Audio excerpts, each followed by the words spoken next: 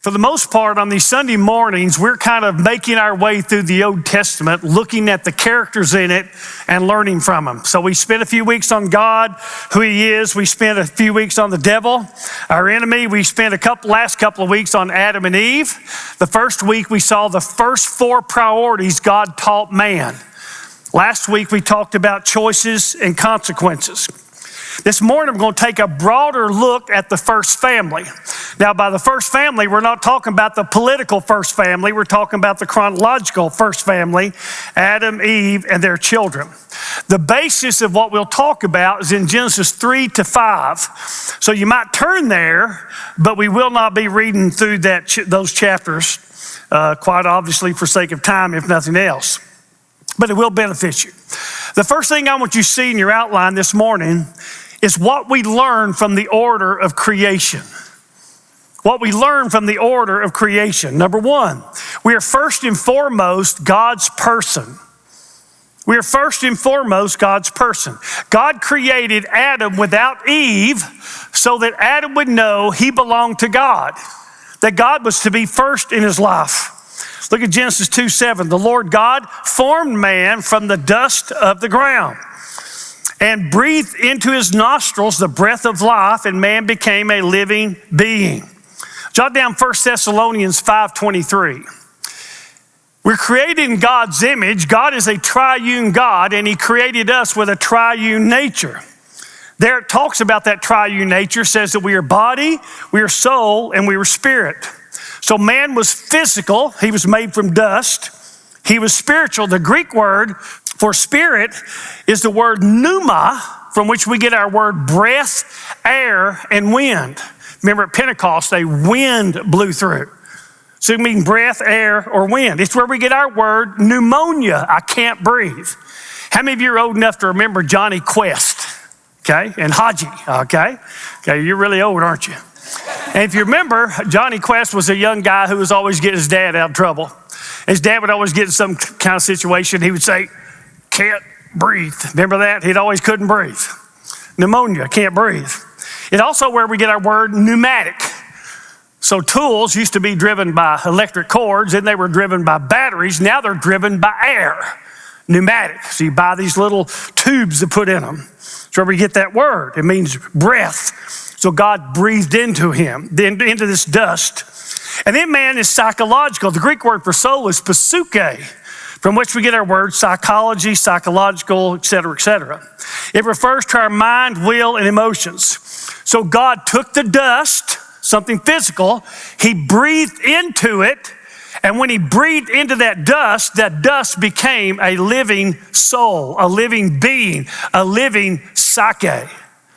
What makes us most uniquely who we are is our souls. It's our mind, it's our will, it's our emotions, it's our personality. Our souls live in our bodies. One day these bodies will die and that soul will go on. If we go to heaven, one day that body will be transformed for an existence in heaven, because right now flesh and blood cannot inherit the kingdom of God. You see this in 1 Corinthians 15:50 to 55. Our spirits are where the Holy Spirit lives. Romans 8:16 talks about his spirit bearing witness with our spirit that we're children of God. Ephesians 2:5 says that we were dead in our transgressions, but God made us alive with Christ. When you truly believe, when you truly trust him, when you really surrender to Jesus, the Spirit of God comes to live in you, and when he does, your spirit, which was dead, now becomes alive. Jesus called this being born again in John 3. Physical death is separation of the soul from the body. Spiritual death is the separation of the spirit from God. Adam and Eve died spiritually the day they sinned. But then there's an eternal death that's also connected to our death with God. If you're only born once, physically, you'll die twice. You'll die physically, then you'll die eternally. But if you're born twice, physically and then spiritually, you'll only die once physically, because then you'll go to be with the Lord. That's why Jesus said you must be born again. Look at Colossians 1:16 there in your outline. There it tells us that all things have been created through him, Jesus, and for him. So God created all that is, and all that is created, God created for himself. That means that you were made primarily for him. Not for your parents, not for a spouse, not for children, not for a job, not for making money, not for anything else. Each of us is first and foremost to be God's person. Number two, we're to be God's person. Number two, we may become a partner. We may become a partner. Genesis 2:22, the Lord fashioned into a woman the rib which he had taken from the man and brought her to the man. If you remember, Adam was naming all the animals. Some people believe it went down like this. Eve wasn't created. He was naming the animals. And Adam said to God, he said, I need somebody like me. Somebody who would be like I am. Somebody who would love me and respect me and trust me. What would it cost to get something like that? God said, well, that'd cost you an arm and a leg. So Adam said, well, what could I get for a rib? And we got Eve. Okay, that's a joke, okay? You won't find that in the theological dictionary. When God made Adam without Eve, he didn't make a mistake. He was teaching us from the order of things. Adam was to be God's person first. Eve was to be God's person first. They were to be second in each other's lives to God, second to each other. When God says in Genesis 2:18, that's not good for man to be alone, he wasn't saying there that everybody would or should marry. But he does want everybody connected to a family. So for example, you can't be born without a father and a mother. Now it could be a contribution to a test tube. There's all kinds of weird opportunities today.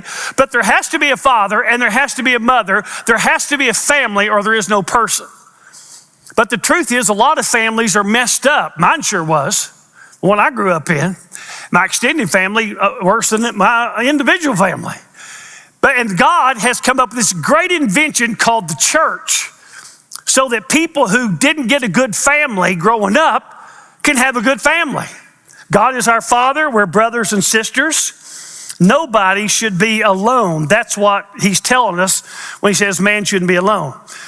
As you know, Three Dog Night sang this truth. One is the loneliest number that you'll ever do. You may or you may not become a partner. Number three, we may become a parent. We may become a parent. Adam and Eve did what married people do, and they got what married people do when they do what married people do. They got a child. Genesis 4:7. The man had relations with his wife Eve, and she conceived and gave birth to Cain. Don't miss the order of things.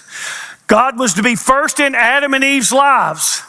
They were to be second in each other's lives, second only to God. And then the children are given. Why? So that they would be third. They would not be first. They would not be second. So don't miss the order of things. The marriage was to be permanent. God told him in Genesis 2:24 that a man shall leave his father and mother and be joined to his wife, and they'll become one flesh. To be joined is a word that means to be glued. Glued. Marriage was supposed to be for a lifetime till death do us part. Children are supposed to be raised and then leave. Unless your children have some physical or mental challenge that prevents them from doing so, they're supposed to leave your nest and build their own nest someday. You're to raise them to leave, not to stay. If they don't leave, you didn't raise them well. Your job is to raise them not to need you. Not to need you. Did you get that? So spouses are to be permanent, but children are to be temporary, at least as it relates to living with and being dependent on their parents. But I'm guessing, though, you look like a pretty smart crowd. You probably figured out that people are sinners. How many of you figured that out? Oh, yeah. Some choose the wrong spouse. Most of them, somebody told them they were doing it, but they knew better, they thought. Some people get married and they act wrong. They don't act like they ought to act in a marriage with a person. Some of them are dangerous even. Not every marriage makes it. Not every marriage should make it. It's why God, through Moses, permitted divorce in Deuteronomy chapter 24, verse 1. If that bothers you, you need to go on YouTube. There's a message I did called Divorce, Adultery, and Remarriage. It's had like 110,000 views. I've had calls from Canada and all over the country about it. Had one just last week or so. And it's a complete exposition of everything the Bible says on divorce. Everything the Bible says on divorce isn't in 2 verses in Matthew 5 and Matthew 19.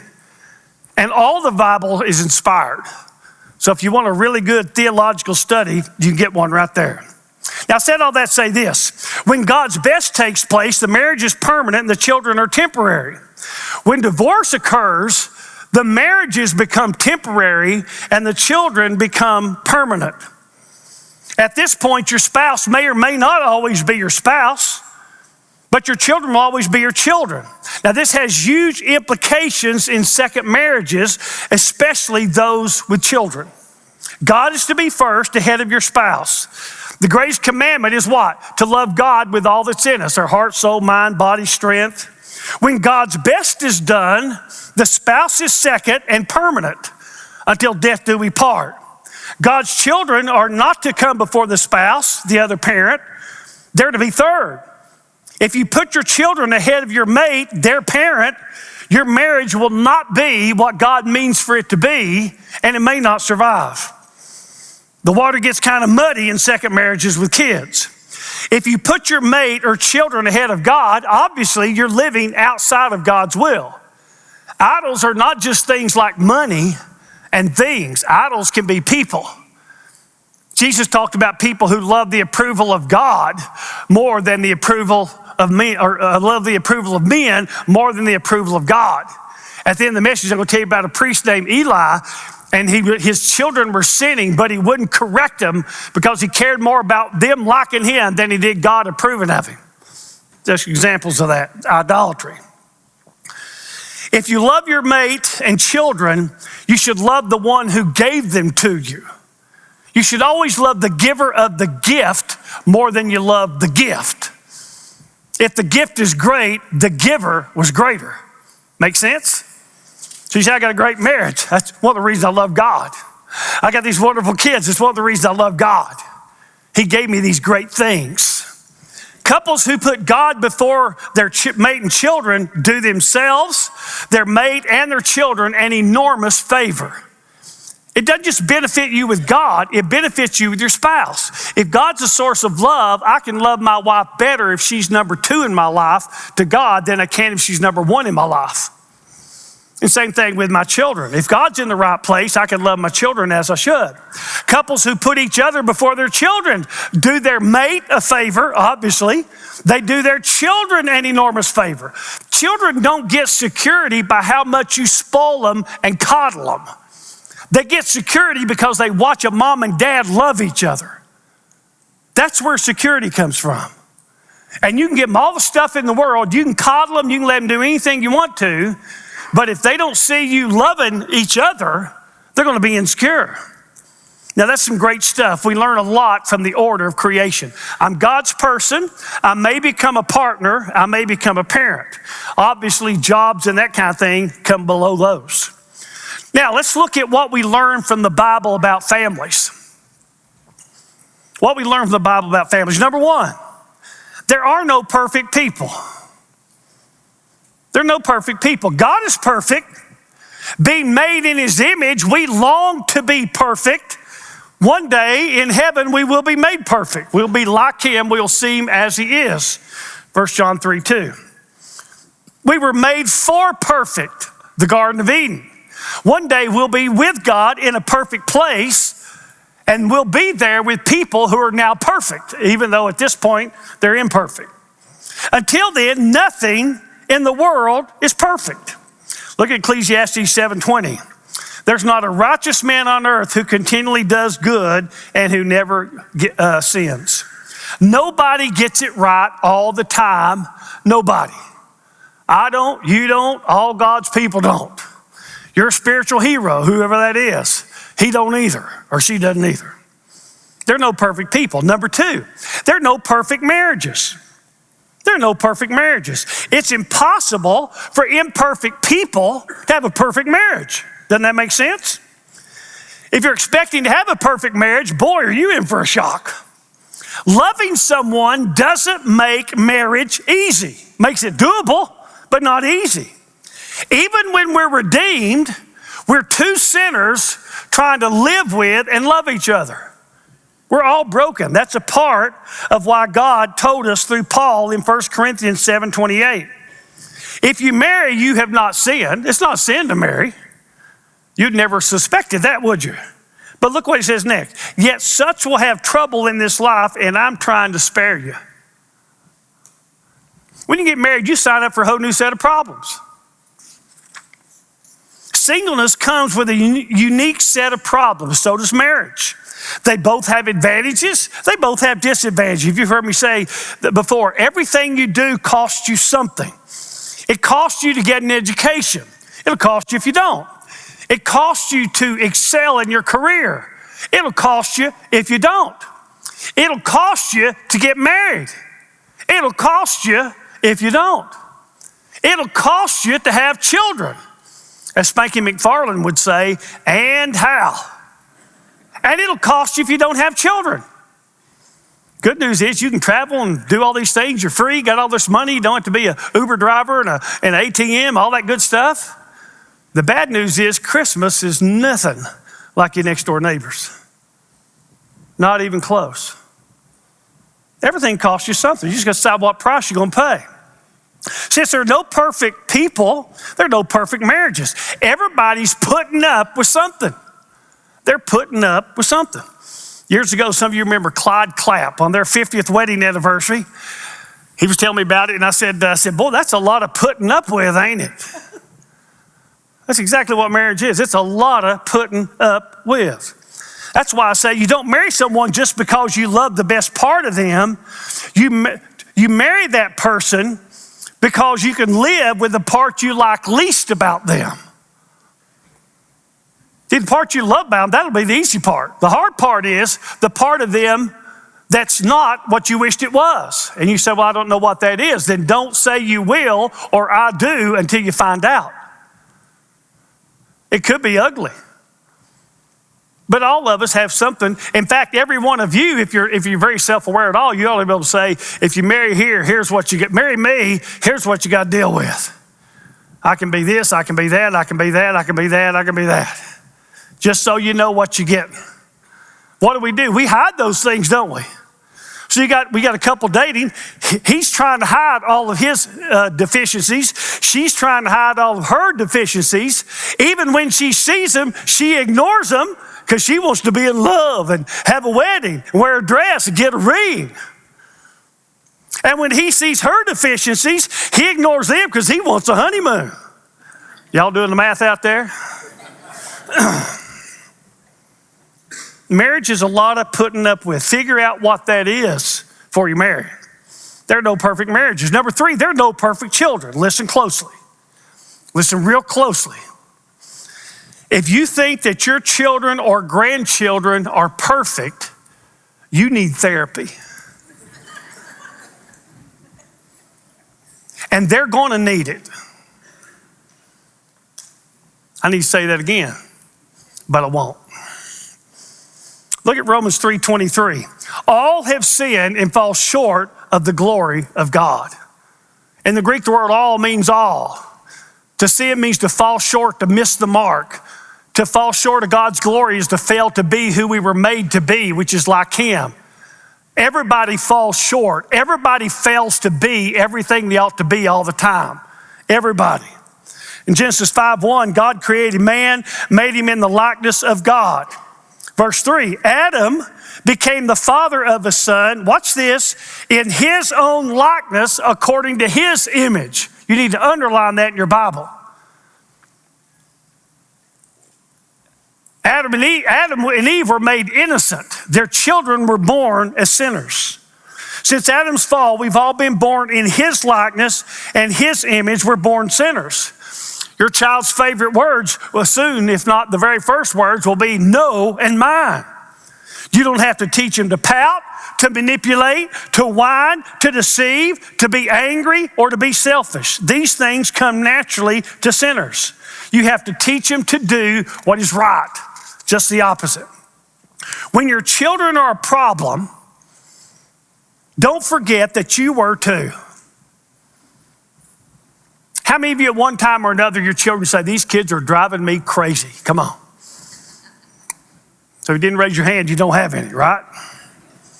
When they're driving you crazy, here's what I want you to do. Sit down and write an "I'm sorry, I love you, thank you for not killing me" letter to your parents. Seriously. Children will make mistakes because they're immature. You never correct those. They'll spill things. They'll break things. They're not trying to. They're just kids. They hadn't learned better yet. But sometimes they'll do the wrong thing because they're sinners. You need to expect them to do these wrong things while you're trying to teach them to do the right things. Did you get that? While you're teaching them to do the right things, expect them to do the wrong things. They're going to do it. They're little sinners. If you decide to be a parent, you better hear what I'm saying, and you better brace yourself. Children help you understand that why in the animal kingdom, some parents eat their young. If you're a parent, you'll have that moment in life where you're thinking, I brought you into this world, I can take you out. You'll be shocked at how much temporary anger you can feel towards someone you love so much. Am I in the right room? Oh yeah, I sure am. There are no perfect children. Number 4, there are no perfect families. This stands to reason, doesn't it? There's no perfect people, there can't be perfect marriages. And there's no perfect people, there's no perfect children. And there can't be perfect families because they're full of imperfect people, parents and children. So imperfect people have imperfect marriages, and trying to raise imperfect children have imperfect families. Especially if you have boys, you'll think they're trying to kill each other. And sometimes they actually are. Adam and Eve, by God's grace, I didn't kill my brother. If I'd had the means, I would have several times because of the abuse. Adam and Eve first gave birth to Cain, then to another son named Abel. Apparently, as young adults, they both brought sacrifices to God. Abel was a livestock guy, and he sacrificed an animal from his flock. Cain was a farmer gardener, and he brought an offering from his crops. If you recall the story, God accepted Abel's offering, but he rejected Cain's offering. Cain became jealous and angry. And in Genesis 4:8, it says, Cain rose up against Abel, his brother, and killed him. So do the math on this. The first child born into our world, born as a sinner, kills the second child born into our world. Even though it's not stated, it's to be assumed that God had made known his will, that sacrifices had to be animals and had to include the shedding of blood. If you remember, God killed an animal, doesn't say he did, but he used skins to cover the guilt and shame of Adam and Eve in the garden. So its likelihood is he killed an animal, blood was shed. It's the first picture of Jesus because shed blood is going to cover guilt and shame. Abel had worshiped according to what God had prescribed. Cain thought he could worship God any way he chose. In the Bible, you'll read about people worshiping in high places. Whenever you see that, it means they're worshiping the way they choose to worship. If you worship God and he's told you how to do it, you can't do it some other way. If he hadn't told you how, you can do it some other way. But high place worship is disregarding what God has said to do. It's bringing a sacrifice from the garden, which he was not supposed to do. Now, here's what I want you to see in this. Cain's anger was really unjustified because he should have known what the deal was, and he didn't do it. But if he was going to be angry, shouldn't he be angry at God? I mean, Abel didn't do anything to hurt him, to damage him. His anger should have been at God. And let me just say this, when you're angry at God, you'll make sure somebody else pays. Because most of you don't have the guts and maturity to let God know you're angry. So you're mad at God, but somebody's going to pay. Somebody's safe. Who'd that be? Well, the safest person would be your spouse and then your kids who didn't do a thing. But they're going to pay because you're angry. And you're misplacing your anger, which is what Cain did. Rather than being angry at God, he decided he'd be angry at his innocent brother who had done nothing wrong. Workers treat family members harshly because they're mad about something at work. Children take it out on their sibling and parents because they're mad about something at school. Parents take it out on their kids because they're mad about something their spouse did or did not do. Couples take it out on each other when they're mad at their children. Misplaced anger. I heard this week. It's one of the most profound things it is the most profound thing I've ever heard on the topic. Here's what this psychologist said. It's about misplacing anger and punishing the wrong person. When someone has been sexually abused, especially as a child, that person carries feelings of guilt as an adult. Some of the guilt might be that they got some degree of enjoyment from it, and they hate themselves for that. Most of the guilt is false guilt because they didn't say no, they didn't stop it. They were a kid. How do you stop something when you're a kid? You can't do that. But they think somehow they should have been able to say no to stop. But they didn't. And so they think, I'm a bad person. I didn't stop it. I didn't say no. Having been out of control, they are now determined to be in control. Having not said no to the right person, the one who abused them, they now say no to the wrong person, usually their very nice husband. He gets punished for what he never did. He has no idea that she's doing it or why she's doing it. But she lacks the power of saying no. She has a history. It has nothing to do with this wonderful man she's married to who would die for her. It has to do with an uncle, a granddaddy, a stepdad, a coach, somebody else who she didn't say no to. She shouldn't have trusted the person who abused her, but now she doesn't trust someone who would never abuse her, and he pays for it. She may still see something that is now beautiful in the marriage. She now sees it as dirty because she overlays the past with her current husband and marriage. I'm telling you, that is profound. And if you were sexually abused as a child, and a bunch of you were, that's for you. That's some truth that'll set you free. That's some truth that'll get you to behaving right as you should toward a wonderful man who you've punished for long enough. I've seen this over the years, over and over and over. Eventually, in most cases, the man just finally says, I give. Before I die, I'd like to have a woman who actually loved me.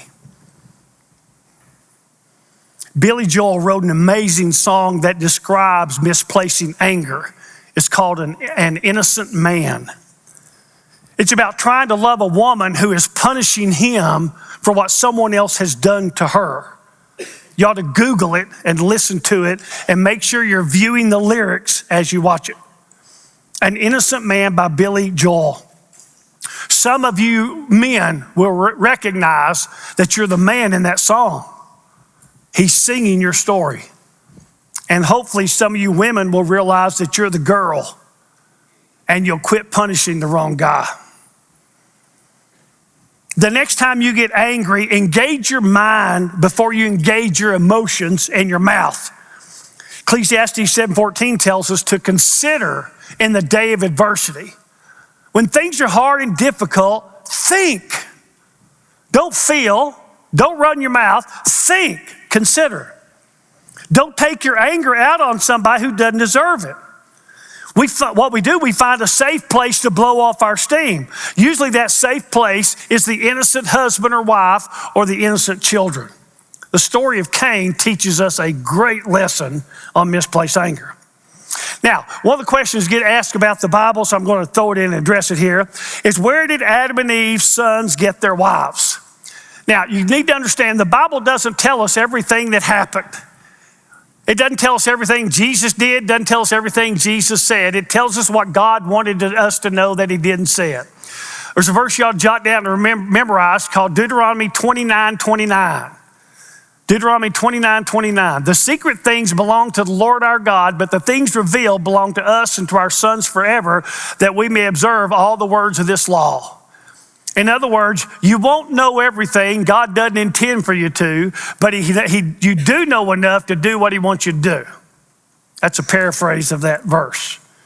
So you just got to trust. I can trust God with what I don't know because of who I do know. Does that make sense? I don't have to have all the answers. I've got him. And because of who he is, I don't have to have the answers. I don't have to have answers to all my questions. You say, well, I've got some questions about the Bible. Get in line. Get behind me. I guarantee I got more than you got. But it in no way diminishes my trust in him because I know him. I know him. I don't have to know everything. As parents, don't you sometimes with your kids protect them from information? They want it, but they don't need it. It wouldn't be good to give it. And you think they ought to trust you? Well, why don't you trust God when he doesn't give you all the information? Hadn't he earned the right to be trusted? If you remember, the likelihood is Adam and Eve married sisters. You say, well, doesn't that create a lot of DNA issues? Well, it didn't back then, probably, because remember, God had made two people and told them to multiply and fill the earth. Well, how are they going to do that without marrying kinfolk early on? And so we'll see another case of marrying some cousins here in a moment. But anyway, he married their sisters. Now, I'd like to try to help you to feel a little better about your imperfect family. Here's the deal. If you think your family's a mess, you need to read the Bible. I mean, it's like going to a county fair. You'll start thinking real highly of yourself. Some of you will get that about tomorrow at lunch. You'll go, oh, that was funny, wasn't it? Yeah, it was. Abraham lied twice, saying that his wife was his sister to protect his own neck. He said they might kill me. What might they do to her? Two men about slept with her. Abraham is where chivalry went to die. If you recall, Sarah, who had been unsuccessful getting pregnant, told him to sleep with her servant to get her pregnant as a surrogate for Sarah. How naive was Abraham not to see this one coming? Husbands, listen closely. If you can write fast, write this down. If your wife ever tells you to sleep with some other woman, don't. I've got a doctorate degree. I know. Don't do it. Whatever on earth she's thinking, it'll not end well. It might seem like a good idea in her messed up mind right now, but it won't later. I don't have time for the whole story, but Hagar gives birth to Ishmael, and before the story ends, Sarah has run her off twice. Just threw her away. Unhappy people don't make good decisions. If you're unhappy, don't make any important decisions. You'll make decisions in the valley that you'll regret when you get out of the valley. Decisions that might look smart in the valley will look really dumb when you get on a mountaintop. Why in the world did I do that or say that? Because you tried to make a decision when you shouldn't have been making a decision. Decisions you make in the valley seldom look good from a mountaintop. So Abraham and Sarah eventually have Isaac, if you know the story. He was an old man. He was what, 100? She was like 100, and he was older than that. And back in those days, again, we'll talk about that when we get the flood, why these men were so vigorous, okay? They didn't need Viagra like the old men today, all right? So they have Isaac. Isaac marries Rebekah. He pulls the same chicken, she's my sister fiasco. Monkey see, monkey do. They have twin sons. Genesis 25:28 tells us that Jacob loved Esau, the outdoorsman. Rebekah loved Jacob, who was the homebody and liked to cook. In other words, they both had their favorites. Bad idea. Being the actual firstborn, Esau was entitled to his father's birthright and blessing. Jacob swindled him out of both. Rebekah helped Jacob deceive her husband Isaac as an old man so that he would give his blessing to Jacob. Esau was a hairy man, Jacob was not, so they put animal skins on him. His own wife was a part of the deception. So sure enough, he deceives him, robs him of his birthright, robs him of his father's blessing.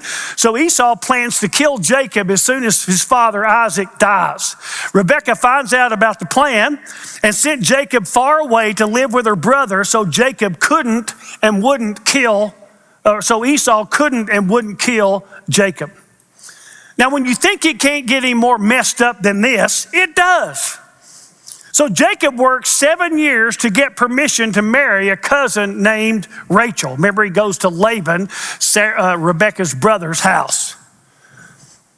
He then gets hoodooed by his uncle and ends up married to the older sister, Leah. He wakes up the next morning in the bed with the wrong girl. Sidebar.